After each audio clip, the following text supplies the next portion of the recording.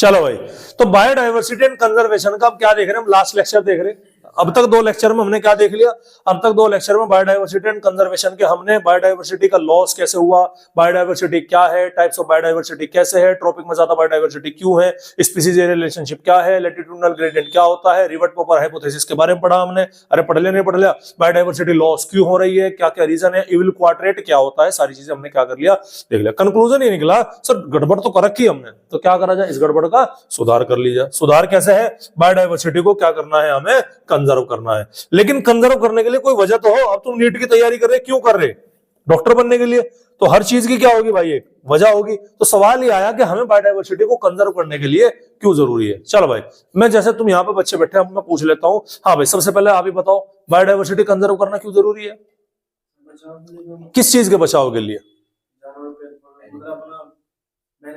ध्यान से सुनो मेरी बात, अपना सवाल का जवाब खुद रखो, सबसे पूछूंगा यहां से बैठे, ठीक है। बायोडाइवर्सिटी कंजर्व क्यों करनी चाहिए, बता दोबारा, किस चीज को बैलेंस करना, स्पीसीज को बैलेंस करना। अच्छा हाँ भाई राशिद, क्यों बैठ जा और एक्टिंग ना करे इतने, खड़ा हो रहा। बायोडाइवर्सिटी कंजर्व क्यों करनी चाहिए, ये तो तन्ने ये बार जवाब चिपका दी, काहे का बैलेंस बनाना, सेम बात कह रहा तू नहीं। हाँ भाई जिशान, पर क्यों कंजर्व करनी चाहिए, कौन सी खाज उठी हमारे के बायोडाइवर्सिटी कंजर्व करना जरूरी है। हाँ भाई आशीष, अबे गधो, अभी स्टेबल इकोसिस्टम नहीं पढ़ के आया क्या फिर। चलो, तो बायोडाइवर्सिटी कंजर्व करने का हमारे पास में 3 रीजन होने चाहिए। कितने रीजन है भैया, 3 रीजन। सबसे पहला रीजन है नैरो यूटिलियरियन रीजन। नैरो का मतलब छोटी सोच, अपना फायदा देख रहे। बायोडाइवर्सिटी क्यों कंजर्व करनी चाहिए, अरे सर बायोडाइवर्सिटी इसलिए कंजर्व करनी चाहिए कि अगर बायोडाइवर्सिटी नहीं रहेगी तो ह्यूमन भी नहीं रहने का। तो हमने केवल किसका सोचा, अपना अपना सोचा। क्यों भाई ह्यूमन क्यों नहीं रहने का, सर दवाइयां नहीं मिलनेगी, पैसा का प्राइम सोर्स वही है। अरे आ रहा नहीं आ रहा तो बड़ा ठीक है, कोई बात नहीं। उसके बाद में क्या है भैया, उसके बाद में हमारा ब्रॉडली यूटिलियरियन रीजन। ब्रॉडली यूटिलियरियन का मतलब क्या है, सर बायोडाइवर्सिटी पर हमारा थोड़ी है धरती पे, आ रही बात समझ में। ब्रॉडली का मतलब क्या है कि बायोडाइवर्सिटी कंजर्व रहेगी, बड़े लेवल पे आप थोड़ा सा सोच रहे, इकोसिस्टम का कंजर्व कर लो, बहुत सारी चीजें। और इथिकल का मतलब क्या है कि धरती हमारे बाप की जागीर नहीं है, जितना हक हमारा है उतना इंसेक्ट का है, जितना हक इंसेक्ट का है उतना एक और स्पीसीज का है। तो सारे रीजन एक एक करके हम यहाँ पर क्या करेंगे भाई, एक एक रीजन हम यहाँ पर देखेंगे। चलिए, सबसे पहला आ रहा नैरो यूटिलियरियन रीजन। ये ऐसे आर्गुमेंट जो कि हमारे क्या है, नैरो यूटिलियरियन रीजन के अंदर क्या होते हैं बेटा, कंसिडर किए जाते हैं, ठीक है। चलेगा, सबसे पहला आता है, देखिएगा ह्यूमन बीइंग को क्या मिलता है, डायरेक्ट बेनिफिट मिलता है। कैसे मिलता है वो देखिएगा, depend on plant for food. Food मिलता है भाई, खाना वहीं से मिलेगा, वुड मिलेगी, लकड़ी वगैरह, शेल्टर घर बनाने के लिए, अपना उसके लिए सोफा, घर के लकड़ी के दरवाजे बनाओगे। मेडिसिन 25% से ज्यादा दवाइयां डायरेक्ट किससे मिल रही भैया, आपके प्लांट से मिलती है, बायोडाइवर्सिटी से मिलती है। एंड फॉर इंडस्ट्रियल प्रोडक्ट, कई सारे इंडस्ट्रीज के प्रोडक्ट है। आ रही बात समझ में, आ रही बात समझ में। तो मेडिसिन की 25,000 स्पीसीज की जो है प्लांट की, वो यूज होती है मेडिसिन की बाय नेटिव पीपल। एलोवेरा बड़ा कॉमन यूज होता है हमारे यहाँ, होता है नहीं होता, एलोवेरा। मोरिंगा बड़ा कॉमनली यूज करते हैं, अरे करते हैं नहीं करते हैं, एलोवेरा यूज करते हैं, मोरिंगा, नीम, तुलसी, अब करते नहीं, नजला हो गया, अदरक, अदरक खाने में ना ना ना ना, हल्दी, टर्मरिक, 25,000 से ज्यादा स्पीसीज ऐसी जिसका हम यूज कर रहे हैं, किसके लिए, अपने बेनिफिट के लिए। समझ में आ रही बात नहीं आ रही, ह्यूमन को डायरेक्ट क्या हो रहा, फायदा हो रहा। बायो,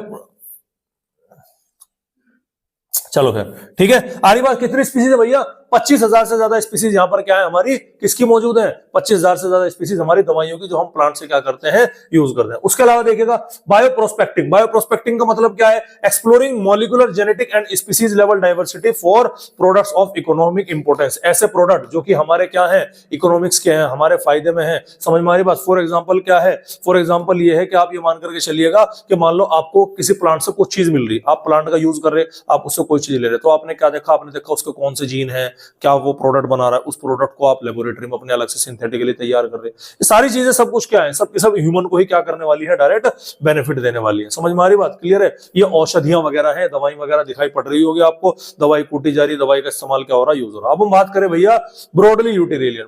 ब्रॉडली यूटिलियरियन का मतलब क्या है, इसमें इकोनॉमिकल सर्विस को हम यहाँ पर इंक्लूड करते हैं। आप डॉक्टर के पास में जाओ, 1 घंटा ऑक्सीजन लगाओ, 200 रुपए लेगा। कितना? 1 घंटा ऑक्सीजन के 200। ध्यान से सुनना, 1 घंटे कितने? 200 रुपए। 24 घंटे अगर आपको ऑक्सीजन चाहिए तो कितना हो गया भैया? लगभग 5000 रुपए के करीब हो गया। हो गया कि नहीं हो गया? एक दिन का कितना ऑक्सीजन है भैया? 5000। अभी ध्यान सुनना, एक दिन की कितनी ऑक्सीजन है? 5000। ठीक है, ये लीजिएगा। टोटल कितने दिन होंगे एक महीने में? 30 दिन होंगे। तो लगभग 30 दिन के कितने होंगे? 5 या 15। 15,000 मत बोल दियो, 1.5 लाख हो गए। कितने हो गए भैया? 1.5 लाख हो गए। ठीक है, ठीक है, हो गए। ये एक महीने की ऑक्सीजन का खर्चा है। आ रही बात समझ नहीं आ रही? अरे आ रही है। 12 कर दिए जरा इन्हें भैया, कितने हो गए? 18 लाख। यानी एक साल में आप कितने की ऑक्सीजन यूज कर रहे हैं? 18 लाख की। कितनी एज हो गई मान लो आपकी? 20 मान लो। 18 दूनी कितना हो गया? 36। 3 करोड़ 60 लाख की ऑक्सीजन अब तक आप कितनी खर्च कर चुके? 20 साल में खर्च कर चुके। समझ में आ रही बात? नेचर आपको ये ऑक्सीजन फ्री में प्रोवाइड करा रही। ये बैठे हमारे डॉक्टर साहब, लगवा गो चलो 24 घंटे फ्री ऑक्सीजन। लगने की नहीं, समझ रहे ना? समझ रहे? तो क्या है भैया सर, ऑक्सीजन है 20% प्रोड्यूस हो रही है Amazon rain forest, 20% Amazon rain forest जरा भाई, इसीलिए लंग्स ऑफ द अर्थ कहा जाता है। चीप प्रोड्यूसर ओशन के अंदर डाइटम्स होते हैं, 50% के करीब आपके ऑक्सीजन प्रोड्यूस करते हैं। हाँ, डाटा है ना उसमें। पॉलिनेशन, अब देखो साइंटिस्टों ने एक टेक्निक लगाई, एक फ्लावर को पॉलिनेट कराया ड्रोन से। इंसेक्ट खत्म होते जा रहे तो ड्रोन से पॉलिनेट कराया, 10 करोड़ रुपए खर्चा आया। फ्लावर को पॉलिनेट कराने के लिए ड्रोन बनाया गया, इंसेक्ट बनाने के लिए। नेचर ये काम फ्री कर रही। समझ में आ रही बात आपको? उसके अलावा एस्थेटिक प्लेजर, आप टेंशन में होते हो, डिप्रेशन में होते हो, शोर शराबे की तरफ भागते हो, नेचर की तरफ भागते हो। नेचर की तरफ, शांत में, खेतों में, फूल में, बर्ड से ऐसा रहे, तो वो जो सुकून तुम्हें मिलता है, उस सुकून की कीमत लगा सकते हो? कोई आदमी अगर मुझे 10 करोड़ रुपए भी दे, 100 करोड़ रुपए भी, क्या कहना, अपना नींद चैन हराम कर दे, सुकून हराम कर दे, नहीं करने का इंसान, बिल्कुल नहीं करने का। शुरू में हालांकि 100 करोड़ का लालच मार कर दे, लेकिन कितने दिन? एक दिन, दूसरे दिन में पागल हो जाओ। समझ? तो वो जो सुकून है, एस्थेटिक प्लेजर जो देखने मिल रहा, क्या उसको कोई कीमत लगा सकते हो? नहीं। इसलिए हमें बायोडायवर्सिटी क्या करनी चाहिए? कंजर्व करनी चाहिए। ठीक है। तीसरा है सुकून। क्या खुशबू है भाई, वे तो अलग नशेड़ी चल रहे, उसको तो छोड़ो आप, ये एस्थेटिक वेस्थेटिक फलाना ठिकाना। तीसरा आता है इथिकल रीजन। इथिकल, ये धरती हमारे बाप की जागीर नहीं है, हमारी मम्मी दहेज में नहीं लाई थी ये धरती को। समझ रहे नहीं समझ रहे? इस धरती पर जितना हमारा हक है उतने दूसरे स्पीसीज का भी हक है भाई। Since every species has an intrinsic value, ऐसी स्पीसीज है, हर एक स्पीसीज की अपनी एक वैल्यू है। हमें नहीं मालूम है, इसका मतलब ये नहीं कि उसकी कोई स्पीसीज को उसकी कोई इंपॉर्टेंस अर्थ के ऊपर मौजूद नहीं है। Even it may not be any economical value too, भले उसका हमारे कोई फायदा नहीं हो, उसकी है। तो इसीलिए हमारी मोरल ड्यूटी है उनको क्या करने की भाई? कंजर्व करने की। तो ये हमारे पास में क्या आ गई? ये हमारे कंजर्व करने के मेथड आ गए। सर बात तो ठीक करे, अब हमें समझ में आ गया कि हमें बायोडायवर्सिटी कंजर्व करनी क्यों चाहिए, लेकिन सर अब बहुत ज्यादा देर हो चुकी है, अब क्या करा जाए? अब तो कुछ ना कुछ तो करना पड़ेगा, कुछ तकनीक बता दो। तो बायोडायवर्सिटी कंजर्व करने के 2 मेथड है। पहला मेथड है, जो स्पीसीज जहां पर है उसको वहीं का वहीं कंजर्व कर दिया जाए, उसी के नेचुरल हैबिटाट में। और दूसरा मेथड है कि अगर आपको खतरा है कि तुमने उसे उसके नेचुरल हैबिटाट में छोड़ा तो वहां पर अब खत्म हो ही जाएगी, तो उसे वहां से निकाल के आप आर्टिफिशियल हैबिटाट में क्या करो? कंजर्व करो। तो जो नेचुरल आप कर रहे हो, उस नेचुरल कंजर्वेशन को हम बोलते हैं इन सितु कंजर्वेशन। क्या बोलते हैं भाई? इन सितु कंजर्वेशन बोलते हैं। और जो आर्टिफिशियल कंजर्वेशन है उसे हम क्या बोलते हैं? एक्स सितु कंजर्वेशन के नाम से जाना जाएगा। समझ में आ रही बात भैया? अरे बोलो भाई, समझ में आ रही बात? तो एक एक करके हम यहां पर देखेंगे। सबसे पहले इन सितु कंजर्वेशन में क्या है? नेचुरल कंजर्वेशन, जो कि होल इकोसिस्टम, पूरा का पूरा एरिया क्या कर दिया गया? कंजर्व कर दिया गया। ठीक है। इसके हमारे 3 याद रखने हैं। एक बायोडायवर्सिटी हॉटस्पॉट है, प्रोटेक्टेड एरियाज, और ये क्या होते हैं? सेक्रेड ग्रूव्स होते हैं। समझ में आ रही बात?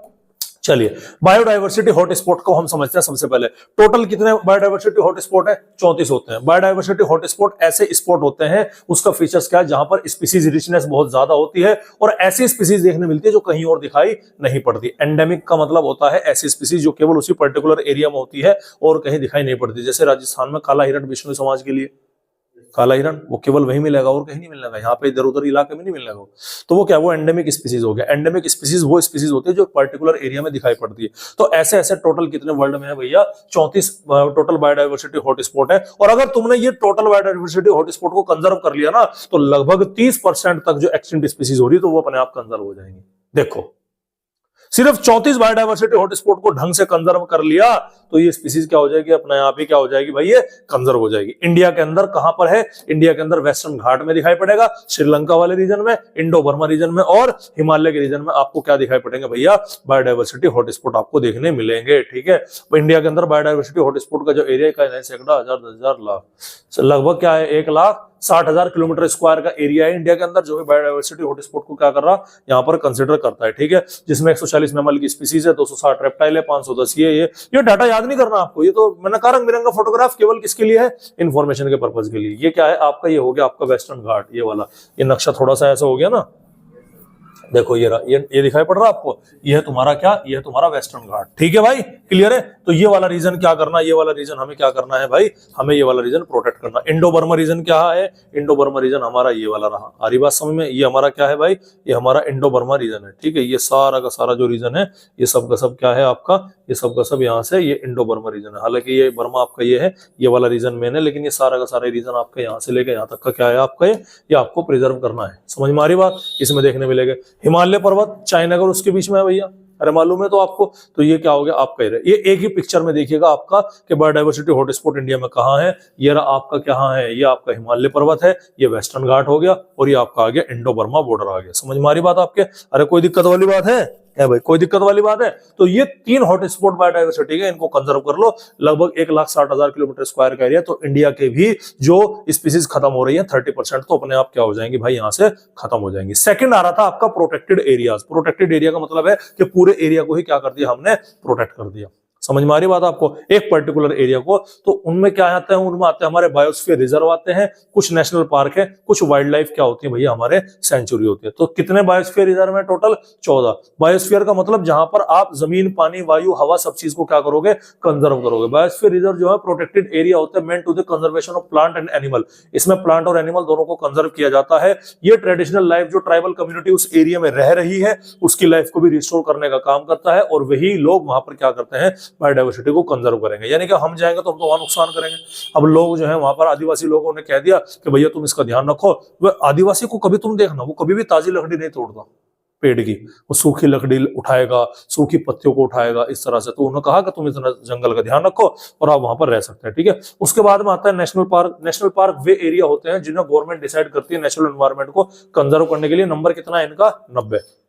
तीसरा आता है आपका वाइल्ड लाइफ सेंचुरी। लगभग कितनी है, 448। सेंचुरी एक ऐसा प्लेस होता है ऐसे जानवरों का, जैसे तुमने सुना ना कि अल्लाह का फला देश में भैया इतने लोग हुए थे, उन्होंने शरण ले ली यहाँ पर। आरी बात समझ में, जैसे भी करंटली बांग्लादेश के अंदर चल रहा, बांग्लादेश के हिंदू लोग हैं, उन्हें परेशान किया जा रहा, तो क्या बोला गया कि उन्हें यहाँ पर शरण दे दो। इस तरह की बात चली नहीं चली। तो ऐसे क्या है, इसी को हम बोलते हैं वाइल्ड लाइफ सेंचुरी, यानी जंगली जानवर जो अपने इलाके में परेशान है, खत्म होने वाला है, उसे वहां से निकालो या उसको उसी इलाके में क्या कर दो, प्रिजर्व कर दो। ठीक है, तो क्या है, सेंचुरी एक ऐसा प्लेस है, रिफ्यूजी का, इंजर्ड हुए, अबंडेंट हुए, अब्यूज वाइल्ड लाइफ जानवर हो गए, जो कि उनको सुकून से अपने नेचुरल एनवायरनमेंट में रहने के लिए दे दिया जाए। मान लो कोई जानवर है और तुमने उसे ला के अपने पास लेके वहां टॉर्चर कर रहे, तो उसे पकड़ के कहाँ छोड़ दिया, जंगल में छोड़ दिया। आ रही बात समझ में, इस तरह से। ठीक है, तो ये क्या है आपके, ये होते हैं आपके प्रोटेक्टेड एरिया, जिनको हमने यहाँ पर देख लिया। ठीक है, तो ये आपका क्या है, ये बाद में देखेंगे हम, नेशनल बायोस्फीयर रिजर्व है, इसको आगे देखेंगे। ठीक है, चलो देख लो साथ के साथ में। ठीक है, तो वाइल्ड लाइफ सेंचुरी, बायोस्फीयर और नेशनल पार्क तीनों पढ़े हमने, नहीं पढ़े, इन तीनों के बीच का डिफरेंस पढ़ लिया। जो नेशनल पार्क होते हैं ना, उनके रेस्ट्रिक्शन बहुत हैवी होते हैं, आप वहां से कुछ भी नहीं लेकर जा सकते। बायोस्फीयर रिजर्व के मॉडरेट रेस्ट्रिक्शन हो सकते हैं, और जो आपके वाइल्ड लाइफ सेंचुरी होते हैं उसमें रेस्ट्रिक्शन क्या है भैया, ना के बराबर है, बहुत कम है। उसमें एनिमल वगैरह, ये शिकार वगैरह पर तो रोक लगी रहती है, लेकिन आप आसानी से वहां पर आ जा सकते हैं। ठीक है, बायोस्फीयर रिजर्व में क्या है भैया, बायोस्फीयर रिजर्व में ये बोल दिया गया, यूनेस्को उसको जो है वो प्रिजर्व करता है, तो वो बोल दिया कि भैया आप इस एरिया से आगे यहाँ पर नहीं जा सकते। समझ में आ रही बात। और नेशनल पार्क में तो भैया हैवी रेस्ट्रिक्शन है, बोल दिया गया कि भैया आप इस एरिया के अंदर तो बिल्कुल भी नहीं जाएंगे, क्योंकि वहां पर कुछ हिस्टोरिकल चीजें भी मौजूद हो सकती है, बहुत सारी चीजें वहां पर है। ठीक है, तो बायोस्फीयर रिजर्व जो टोटल हमारे हैं, जो हमारे ये है 14 के करीब है, सारे के सारे यहाँ पर हमारे आ गए। ठीक है, न्यूली एडेड है, टोटल 18 है, तो आप इन्हें छोड़ सकते हैं। इंडिया के अंदर नेशनल पार्क आपको जहां जहां दिखाई पड़ रहे हैं, ये जो ये है आपके कितने, ये क्या है, सब नेशनल पार्क है। आपके याद करने की कोई जरूरत नहीं है, ये जहां जहां आपको डॉट डॉट ग्रीन ग्रीन दिख रहे हैं वाइल्ड लाइफ सेंचुरी है इंडिया के अंदर, याद करने की कोई जरूरत यहाँ पर नहीं है। तीसरा आता है, थर्ड आता है आपका सेक्रेड ग्रुप। सेक्रेड ग्रुप का मतलब है कि जिसकी अपनी को धार्मिक वैल्यू होती है। बिश्नोई समाज के जो लीडर है लॉरेंस बिश्नोई, मालूम है, सलमान खान का थ्रेट चल रहा है उनको लेकर के। सलमान खान के पीछे क्यों पड़ा है वो? हिरन की, हिरन में ऐसा क्या है भाई? क्योंकि उस हिरन की, काला हिरन तो है, उस हिरन की अपनी एक रिलीजियस वैल्यू है। जहां तक मैंने पढ़ा है इसके बारे में, I am not sure about it, लेकिन मुझे ये मालूम है कि उस हिरन के बारे में उनकी एक धार्मिक मान्यता ये है कि वो हिरन को अपनी मां का दर्जा देते हैं, वो मानते हैं उस हिरन को अपने, उनका मानना है कि ये एक देवी है, एक देवता है, देवी देवता है, और तुमने हमारे देवता को मारा है तो हम नहीं छोड़ेंगे। समझ में आ रही बात? ऐसा मान के चलेगा जैसे हिंदू कम्युनिटी गाय के मर्डर पे, गाय के कत्ल पे जो है एग्रेसिव हो सकती है, उसी तरह से बिश्नोई समाज के लोग भी हैं। जो धार्मिक मान्यता किसकी है भैया? गाय की हिंदू धर्म के अंदर है, वही मान्यता बिश्नोई समाज के लोगों के अंदर क्या है? काले हिरण की है। उनके यहाँ पर वो देवी है, उनका मानना है कि जब तक ये देवी यहाँ पर मौजूद रहेगी तब तक वो श्रापित नहीं होंगे, तब तक वो बचे रहेंगे। ये सारी चीजें हैं, समझ में आ रही बात? एंडेंजर्ड स्पीसीज है ना, मतलब एंडेमिक स्पीसीज है, उसी पर्टिकुलर एरिया में देखने मिलेगी। तो बोलते कि भैया हमारे इलाके में क्यों आई ये काला हिरण, कहीं और भी तो हो सकता था, लेकिन हमारे इलाके में आया, मतलब ये भगवान का कुछ ना कुछ वो है। तो उसकी अपनी ये जो रिलीजियस वैल्यू ना, सेक्रेड ग्रुप, इसकी वजह से जो है सलमान खान के पीछे कहानी पड़ी हुई है। चलेगा, तो इस सेक्रेड ग्रुप क्या होता है? सेक्रेड ग्रुप क्या होता है? स्मॉल पैचेज ऑफ फॉरेस्ट, जंगल का एक ऐसा हिस्सा जिसकी अपनी एक रिलीजियस वैल्यू होगी, वहां पर मूर्ति रहेगी और भी चीजें रहेंगे, जिसकी रिलीजियस इंपॉर्टेंस होगी उस पर्टिकुलर कल्चर को लेकर के, उसे हम क्या बोलेंगे? सेक्रेड ग्रुप बोलेंगे। और ये हाईली प्रोटेक्टेड एरिया है भैया, और कई सारी इसमें ऐसी स्पीसीज देखने मिलेगी जो और कहीं होती नहीं। काला हिरण, समझ में आ रही बात? ये जंगल में देखने मिलेगा, ठीक है। एग्जांपल है, ये देखिएगा, ये पूजा कर रहे, दिखाई पड़ते तुम्हें? अरे दिख रहे नहीं दिख रहे करते हुए, समझ में आ रही बात आपके? क्लियर है? तो ये क्या है? ये सेक्रेड ग्रुप है, बिल्कुल भाई, बिना उसके हाथ भी नहीं लगाएंगे। ये देखिएगा, ये चल रही, इनके अपने अपने रिचुअल्स चल रहे हैं। हाँ ठीक है, कहाँ कहाँ है सर? वेस्टर्न घाट रीजन, कर्नाटका वाली साइड में बहुत देखने मिलता है। सो कर्नाटका वाले वेस्टर्न घाट है जो कर्नाटका महाराष्ट्र के, वहां देखने मिलेगा। राजस्थान की अरावली हिल में बहुत है। सरगुजा, चंदा और बस्तर एमपी के अंदर दिखाई पड़ेगा। खासी और जयंता की हिल जो मेघालय के अंदर है वहां पर दिखाई पड़ेगा। और उसके अंदर तो कई सारे बर्ड्स, कई सारे प्लांट्स और ऐसे हैं भैया वहां पर कि जो बहुत रेयर है, जो कहीं और हमको देखने नहीं मिलते। समझ में आ रही बात? तो ये क्या था भैया हमारा? ये था हमारा इन सितु कंजर्वेशन, जो कि नेचुरल हैबिटाट में क्या करते हैं? हमने स्टोर करते हैं। अगला आ गया एक्स सिटु। अगर हमने तुझे इसके नेचुरल हैबिटाट में छोड़ा तो ये जानवर, ये स्पीसीज यहाँ पर क्या हो जाएगी? खत्म हो जाएगी। इसीलिए हम इसको यहाँ से निकाल करके कहाँ रखेंगे? अपने पास रखेंगे। एग्जाम्पल क्या है? एग्जाम्पल है प्रोटेक्शन कर रहे हैं। देखो पर्पस क्या है इसका? पर्पस यही है कि स्पेशल केयर में उनको रखा जाता है। थ्रेटेंड स्पीसीज, जिन स्पीसीज पर खतरा है उनको प्रोटेक्ट करा जाएगा, और साथ ही साथ गैमेट्स वगैरह को भी क्या करते हैं? यहाँ पर प्रोटेक्ट करने का काम करते हैं। तो protection of threatened species, threatened species को कैसे प्रोटेक्ट करेंगे? जूलॉजिकल पार्क हुआ, बोटेनिकल गार्डन हुआ और वाइल्ड लाइफ सफारी हुआ, जिसे हम क्या बोलते हैं? जू की तरह ही होता है, पढ़ेंगे अभी क्या होता है, ठीक है। लेकिन जू में क्या है? जू में जानवर पिंजरे के अंदर रहता है, इंसान घूमता है, और वाइल्ड लाइफ जो आपके सफारी होती है उसमें जानवर बाहर घूमता है, इंसान कारवार के अंदर पिंजरे के अंदर रहता है। समझ में आ रही बात? तो ये क्या है? जूलॉजिकल पार्क क्या है भैया? फला जगहों से जानवर लिया है, फला जगहों से जानवर लाया, पार्क बना दिया गवर्नमेंट ने। अभी जू, चिड़ियाघर, ऐसे ही काम अगर प्लांट के लिए वो क्या है? बोटेनिकल गार्डन है। समझ में आ रही बात? क्लियर है? चलिए, तो सबसे पहले हम बात करते हैं किसके? ये देखिएगा क्या दिख रहा पिंजरे के अंदर? क्या है? टाइगर है। ये जू है। ये आदमी बाहर है, टाइगर कहाँ है? अंदर है, बड़ी आराम से घूम पा रहा। समझ में आ रही बात? ये देखिएगा, ये क्या है? ये जू है, अंदर है। कहाँ है अंदर? ये पिंजरे के अंदर नहीं भाई, पार्क बनाया गया, पिंजरे के अंदर है। आओ आकर के देखो, ये देखिएगा, ये है आपका वहां का गार्डन है, क्या बोलते हैं इसको? अरे बंगाल का, ये कोलकाता का आपका गार्डन मौजूद है। और ये बड़ा, इसकी ये इस तरह से हो जाता है, मतलब इस तरह से है इसकी बनावट वगैरह। समझ में आ रही बात आपके? जो कि और कहीं नहीं है। जूलॉजिकल पार्क बनाया, कई सारी स्पीसीज यहाँ पर पौधों की, प्लांट कैसे लगी हुई है, जो अगर और एरिया में छोड़ते तो कंजर्व करते। बोटेनिकल गार्डन है। ये क्या है तुम्हारा? ये आपका एग्जांपल आ गया उसका, वाइल्ड लाइफ सफारी का। देखो घूम रहे नहीं घूम रहे, ये गाड़ी के अंदर है, गार्ड है साथ में भैया, इनके साथ में दो। और ये कहाँ है? यानी पिंजरे के अंदर कैद नहीं रहता, वो खुला घूमेगा जानवर। जू के अंदर क्या है? पिंजरे के अंदर कैद रहेगा, बस इतना डिफरेंस होता है पिंजरे का। देखिएगा, ये गाड़ी के अंदर है, जिराफ वगैरह घूम रहे हैं आपके। अरे उसके अलावा गैमेट्स के प्रोडक्शन को या गैमेट्स की प्रोटेक्शन को हम कैसे करेंगे? एक आता है क्रायो प्रिजर्वेशन। मैंने आपको पहले बोला था कि लिक्विड नाइट्रोजन, ठीक है, पर -196 डिग्री सेंटीग्रेड पर पोलन ग्रेन को, सीड को जीन्स को, गैमेट्स को स्टोर किया जाता है, उस टेक्निक को हम क्या बोलते हैं, क्रायो प्रिजर्वेशन बोलते हैं। सेक्सुअल रिप्रोडक्शन फ्लावरिंग प्लांट वाले चैप्टर में ऑलरेडी बताया गया है। ये दिखाई पड़ रहा है आपको, ये दिखाई पड़ रहा है, समझ में आ रही बात आपको, ये दिख रहे सीड वगैरह। उसके अलावा क्या है, उसके अलावा बायोडाइवर्सिटी को कंजर्व करने के लिए मीटिंग वगैरह हुई थी क्या कोई? हाँ, हमारी कुछ मीटिंग हुई थी। सबसे पहले जो हुआ था बायोडाइवर्सिटी, अब देखिएगा बायोडाइवर्सिटी की कोई बाउंड्री नहीं है। आपको एक कंट्री से दूसरी कंट्री में जाना, आपको क्या चाहिएगा? Passport, visa. उन्हें जरूरत नहीं पड़ने की। साइबेरिया के पक्षी आ जाते हैं राजस्थान के अंदर, बहुत हर साल आ जाते हैं, उड़ के आ जाते हैं। तो बायोडाइवर्सिटी की कोई पॉलिटिकल बाउंड्रीज नहीं है। आप ये नहीं कह सकते कल भैया तू हमारी कंट्री में नहीं आ सकता, भैया अब आ रहा है हो तू रोक के दिखा। समझ में आ रही बात? तो पॉलिटिकल बाउंड्रीज नहीं होती है, तो इसीलिए इसका कंजर्वेशन क्या है भैया, सभी राज्यों की, सभी नेशंस की क्या होती है भाई, रेस्पॉन्सिबिलिटी होती है। समझ में आ रही बात? चलिए, तो पहला कन्वेंशन, पहली जो मीटिंग हुई थी वो कहां हुई थी? 1992 रियो डी जेनेरियो ब्राजील के अंदर, जिसको हमने क्या नाम दिया था? अर्थ समिट का नाम दिया था। ठीक है, उसकी फोटोग्राफ देखिएगा 1992 में, ये है रियो डी जेनेरियो में, 3 से 14 जून 1992 को ब्राजील के अंदर हुआ था। रियो डी जेनेरियो 1992 के अंदर हुआ था। दूसरी जो सेकंड कन्वेंशन, दूसरी जो मीटिंग हुई थी, जिसको नाम क्या दिया गया था? द वर्ल्ड समिट के नाम से, जो कि साउथ अफ्रीका के जोहान्सबर्ग में 2002 के अंदर हुआ था। इसके अंदर 190 देशों ने क्या किया था? पार्टिसिपेट किया था। और उन्होंने ये कसम ली थी कि 2010 तक के जो हमारा जो बायोडाइवर्सिटी का लॉस है, उस बायोडाइवर्सिटी के लॉस को हम क्या कर देंगे? और भी कम कर देंगे। लेकिन ये तो ऑन रिकॉर्ड है, लेकिन रियलिटी में ऐसा कोई नहीं होता। तो ये वर्ल्ड समिट का क्या है भैया, हमारा यहाँ पर डायग्राम है। बोलो भाई, यहां तक कहानी समझ में आई कि नहीं आई?